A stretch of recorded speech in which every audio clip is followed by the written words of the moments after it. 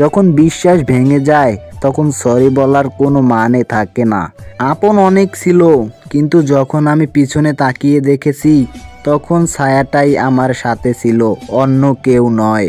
মানুষ অন্যের দোষ দেখতে পেলে সে বিচারপতি হয়ে যায়, আর নিজের দোষ ঢাকার জন্য উকিল হয়ে যায়। এটাই বাস্তব। আজকাল মানুষের কাছে সব কিছুই আছে, যেটা নেই সেটা হলো মনুষ্যত্ববোধ। ঠাট্টার ছলে যে তোমাকে মানুষের সামনে অপমান করে তাকে বন্ধু বানিও না।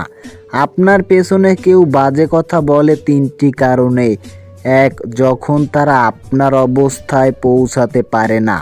দুই, আপনার যা আছে তা তাদের নেই। তিন, তারা আপনার মতো হতে চায় কিন্তু পারে না। অপরের সাথে কখনো তেমন আচরণ করো না যা তোমার এই পছন্দ না।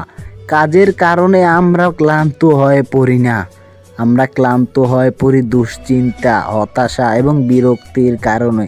পুরো বিশ্ব তোমার বিপক্ষে গেলেও যে ব্যক্তি সারা জীবন তোমার পক্ষে থাকবেন তিনি হলেন মা।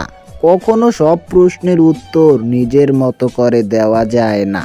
তুমি কতটা শিক্ষিত তা তোমার ডিগ্রি দেখে নয়, তোমার ব্যবহার থেকেই বোঝা যায়। তুমি কতটা সুখী তা তোমার হাসি থেকে বোঝা যায় না, নিরাপত্তা দেখেই বোঝা যায়। তুমি কাউকে কতটা ভালোবাসো তা তোমার উপহার দেখে নয়, তার প্রতি তোমার আচরণ, এগুলো দেখেই বোঝা যায়। তাকে কখনোই অপব্যবহার করো না যে তোমাকে পছন্দ করে। তাকে কখনোই বিজি বলো না যে তোমাকে প্রয়োজন বোধ করে।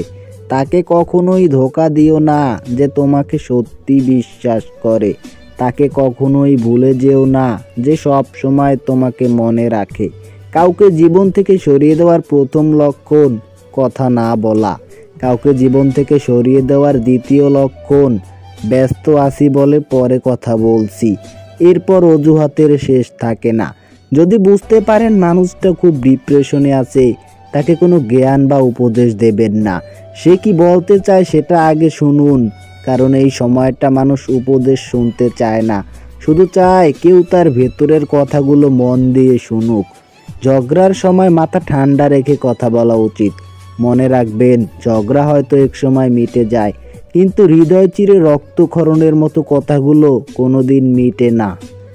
বাবার পেশা যাই হোক না কেন, প্রত্যেকটা সন্তানের কাছে তার বাবাই সেরা। সম্পর্ক তৈরি হওয়ার আগে নিশ্চিত করুন আপনি কার প্রিয়জন নাকি প্রয়োজন।